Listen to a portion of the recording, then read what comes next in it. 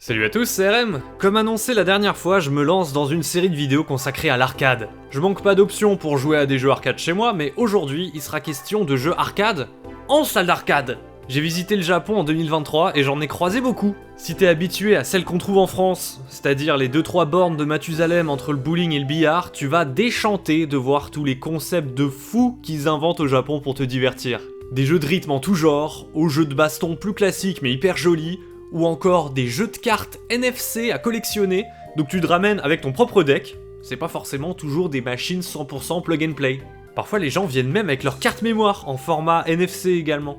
Il y a plein de types de bornes et ce que j'aime, c'est que c'est l'occasion de proposer des contrôles atypiques que t'aurais pas forcément chez toi avec une manette. Genre comme la cabine pour la simulation de conducteur de train.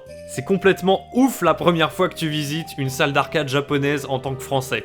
Mais tu vas aussi très vite te rendre compte, à chaque fois que t'en visites une nouvelle, c'est qu'elles se ressemblent toutes. Elles sont cool, mais elles ont toutes les mêmes jeux, donc à la fin de mon séjour au Japon, c'est plus un truc qui me retournait le cerveau.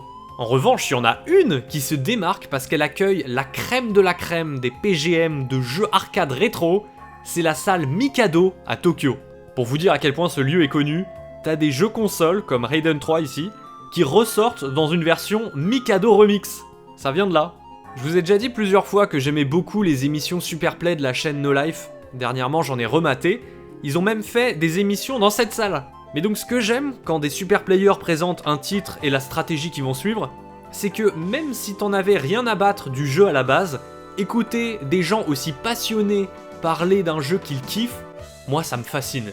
Et plus tu entends parler des subtilités du gameplay, plus tu réalises le nombre de jeux au Japon qui sont conçus pour permettre à des hardcore gamers de faire des trucs de dingue. Parfois ça se joue sur du balancing de 2 directions de stick à la frame près qui vont concerner qu'1% des joueurs qui jouent au jeu, mais ça fait trop plaisir de voir des jeux hyper designés pour la compétition avant tout, le versus ou la course au high score. Avec l'arcade, on entre dans le gaming de la performance. Chose qu'on retrouve moins sur console, à part sur les jeux multi. L'arcade, j'aime appeler ça du 100% pur jeu. Aujourd'hui, les jeux sur console peuvent avoir une dimension narrative, des cinématiques, des parties walking sim, contemplatives, et parfois des phases interactives qui appellent à la réflexion ou la performance, mais la difficulté est équilibrée de manière à ce que les jeux aient un bon rythme et s'enchaînent sans blocage. Et ça j'aime bien, j'aime les jeux modernes. L'idée, c'est pas de les dénigrer, mais c'est de dire que l'arcade procure un plaisir différent de tout ce que je vous ai cité. Il ne garde que la partie jeu performative. Et Mikado, c'est une salle à Tokyo qui met la performance au cœur de son ADN.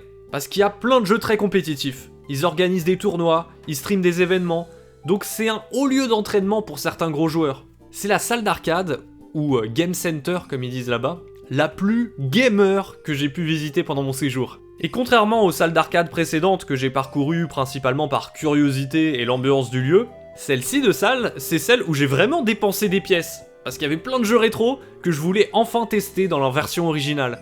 D'abord les jeux de course, parce qu'avec un volant, c'est toujours cool. Côté Sega, il y avait du Daytona, du Outrun 2, mais aussi Outrunners, que j'ai découvert ici.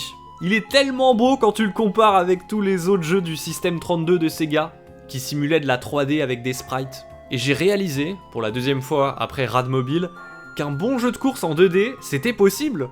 Parce que la gestion des dérapages est pleine de sensations. Bien mieux que le premier Outrun, je trouve. On se croirait presque sur un jeu 3D dans le gameplay. Pour vous rappeler l'historique de la série, en arcade il y a eu Outrun, puis Turbo Outrun, Outrunners, et enfin Outrun 2, très certainement mon jeu de course arcade préféré. J'y ai tellement joué sur Xbox, bah là quel kiff d'y jouer sur une borne avec les vibrations dans le volant. Et ces musiques sont toujours aussi excellentes.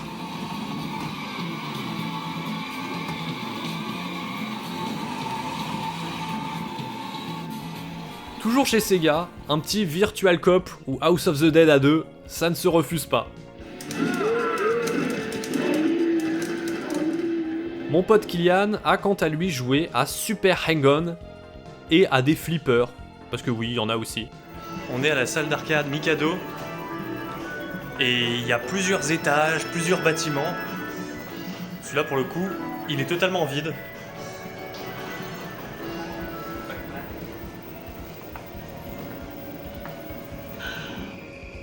Faut savoir que la salle Mikado a 2 entrées.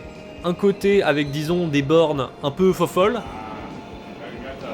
et de l'autre des sticks plus classiques pour des jeux plus sérieux.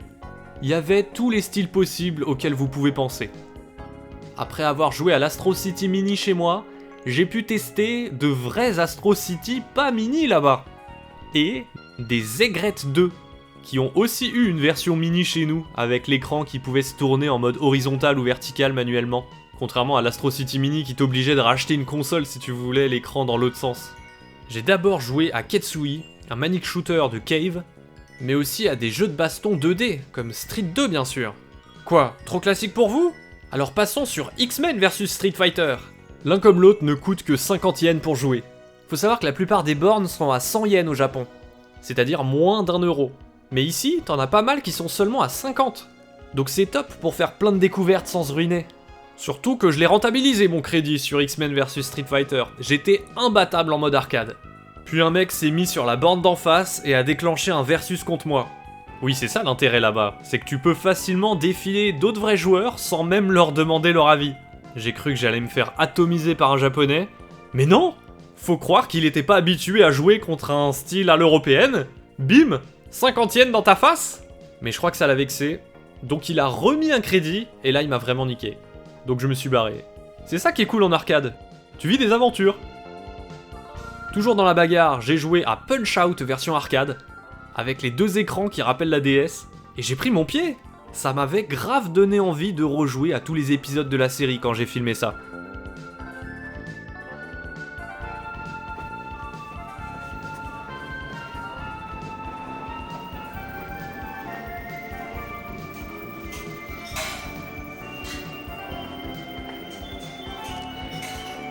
J'ai passé une excellente soirée dans cette salle.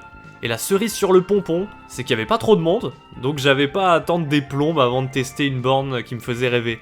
Ah, et j'ai aussi testé les toilettes en libre accès les plus propres de la Terre. Bref, je sais pas s'il y a des jours à privilégier ou non niveau affluence, mais si vous visitez Tokyo, n'oubliez pas Mikado. Je connais pas d'autres endroits comme ça, qui célèbrent le jeu vidéo dans sa forme presque originelle, avec du challenge et où ça sent le gamer.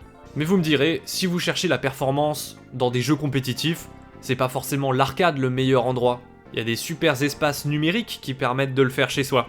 Et c'est aussi pour cette raison que l'arcade a autant décliné en dehors du Japon. Et même au Japon, ça s'accélère avec Sega qui a abandonné ses salles il y a déjà un moment. Les salles d'arcade n'ont plus la même valeur ajoutée qu'elles avaient dans les années 90.